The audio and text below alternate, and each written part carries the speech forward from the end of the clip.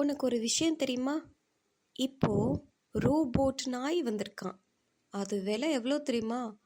65 லட்சம். அந்த ரோபோட் நாய் எல்லாத்தையும் கவர் பண்ணதான். அதோட முன்னாடி இருக்க கேமரா வச்சு எல்லாமே உள்ளே என்ன நடக்குது, நம்ம அந்த நாயை விட்டுட்டு போயிட்டோம்னா எப்படி நம்ம வெப் கேமரா எல்லாத்தையும் இது பண்ணும், அதே மாதிரி வெப் கேமரா நகராது. ஆனால் இந்த ரோபோட் நாய் நம்ம எங்கே சொல்கிறோமோ அங்கெல்லாம் மூவ் ஆகி அந்த கேமராவை காட்டுது.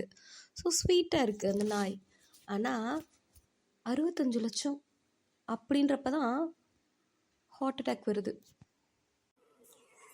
65 லட்சம் ஆத்தாடி! வெப் கேமரா ஒரே இடத்துல இருக்கும், இந்த ரோபோட் டாக் எல்லா இடத்துலையும் சுற்றி சுற்றி கேமராவை காட்டி நம்மள மயக்கிடுச்சு. 65 லட்சம் எங்கே போகிறது? சரி, இந்த நாய் உனக்கு கிடைச்சிச்சுன்னா நீ என்ன பண்ணுவ? என்ன பண்ணலாம்?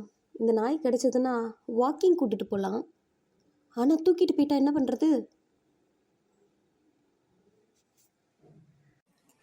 அப்போ அந்த ரோபோட் டாகுக்கும் ஒரு செக்யூரிட்டி போட்டுற வேண்டியதா என்ன? அது கீழே தான் நடக்குது, அதனால் சிவரு மேலே நடக்க முடியல. அப்போ ஸ்விட்சை போட முடியாதுல்ல.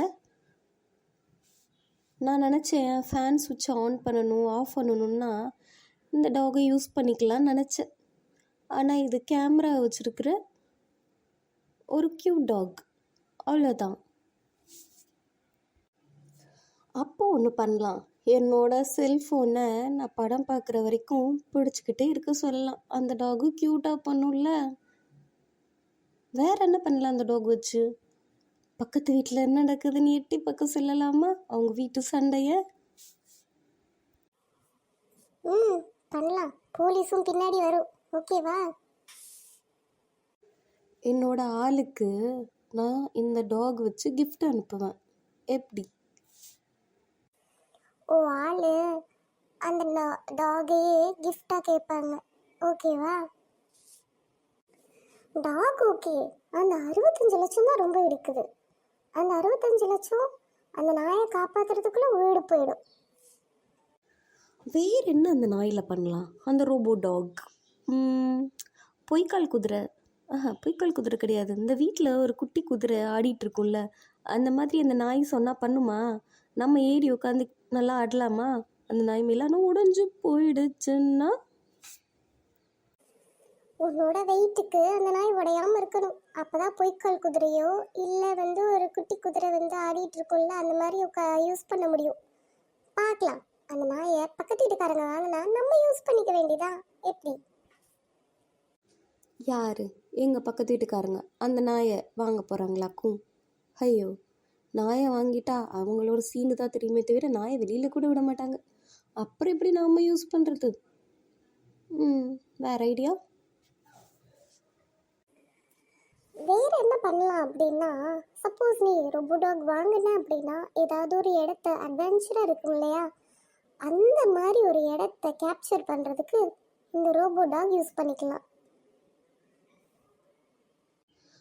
ஆமல்ல.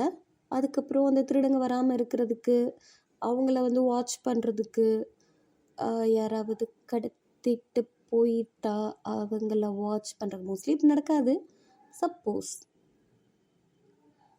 ஒரு கைடு மாதிரி யூஸ் பண்ணிக்கலாம், அவ்வளோதான். என்ன?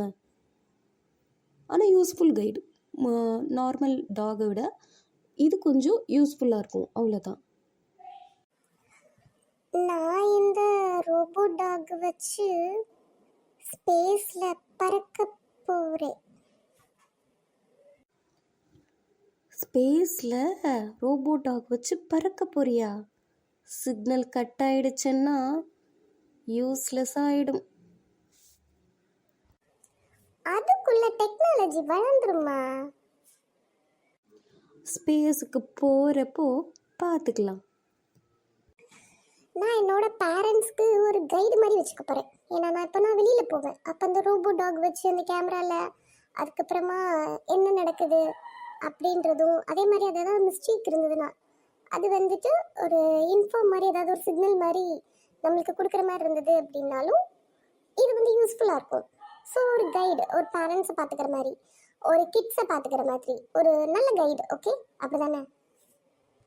நம்ம கேமராலையும் பார்த்துக்கலாம் பெரியவங்க என்ன பண்ணுறாங்க, குழந்தைங்க என்ன பண்ணுறாங்க அப்படின்னு. அதே மாதிரி எமர்ஜென்சிக்குன்னு ஒரு சிக்னல் மாதிரி இருந்தது அப்படின்னாலும் அது ஒரு நல்ல ப்ராடக்ட் தான் இந்த ரோபோட் டாக்.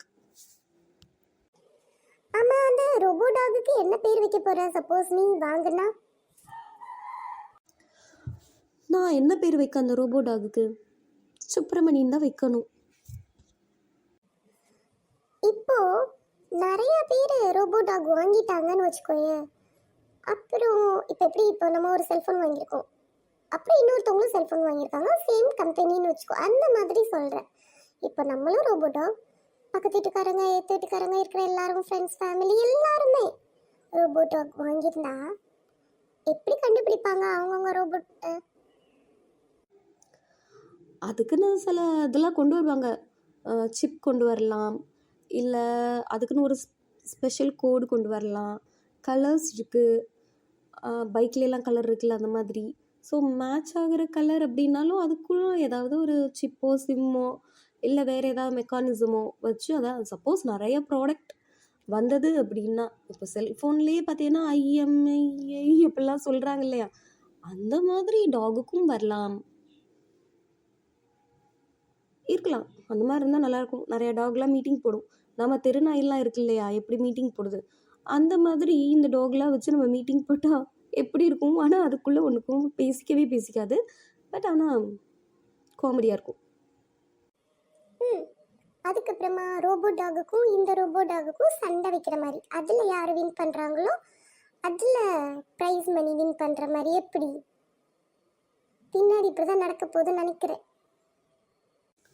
ஆமாம், இது இந்த டாக் செவுரு மேலே ஏறிச்சுன்னு வச்சுக்கோ. சப்போஸ் இதுக்கு 4 கால் இல்லாமல் 6 கால் இருந்து அதில் 4 காலை வச்சு நடந்து மீதம் இருக்க 2 காலை வச்சு அது ஒட்டடையெல்லாம் அடிச்சிச்சின்னு வச்சுக்கோயே, எனக்கு ஒட்டடடிக்க வேலையே மிச்சம். ஏன் டாகுன்னொன்னே 4 காலில் கண்டுபிடிக்கிறாங்க, 6 காலில் கண்டுபிடிச்சிருக்கணும். அப்போ தான் 4 காலில் நடக்க, செவுரு மேலே ஏற, மீதி இருக்க 2 காலில் தூசியை தட்ட நல்லா இருக்கும் தானே? நல்லா தான் இருக்கும். நம்மளும் ஏதாவது ஐடியா சொல்லி பார்ப்போம்.